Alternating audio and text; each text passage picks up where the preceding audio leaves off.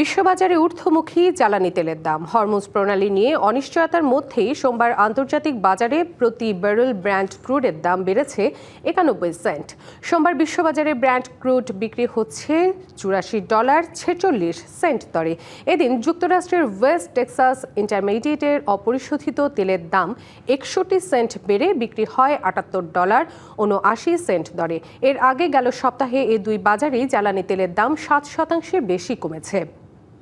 সে সময় ইরান যুক্তরাষ্ট্রের টানাপোড়েন কমে আসবে এমন প্রত্যাশা ছিল আন্তর্জাতিক মহলে। মধ্যপ্রাচ্যের গুরুত্বপূর্ণ বাণিজ্যিক করিডোর হরমুজ প্রণালী খুলে দেয়া হবে এমন খবরে কমতে শুরু করেছিল জ্বালানির দাম। তবে রবিবার ইরান জানায় ওমানের সঙ্গে সমঝোতা চূড়ান্ত পর্যায়ে পৌঁছলেও হরমুজ প্রণালী খুলে দেয়া হবে কিনা তা নিয়ে এখনও ধোঁয়াশা আছে। ইরানের দাবি, যুক্তরাষ্ট্র তাদের শর্ত পূরণ না করা পর্যন্ত হরমুজ নিয়ে বাণিজ্য স্বাভাবিক হবে না।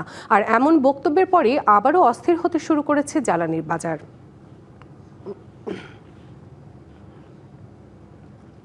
বাংলা কিউআর যেখানে নগদ পেমেন্ট সেখানে। সারা দেশে 10 লাখেরও বেশি মার্চেন্টে নগদে পেমেন্ট করুন খুব সহজে।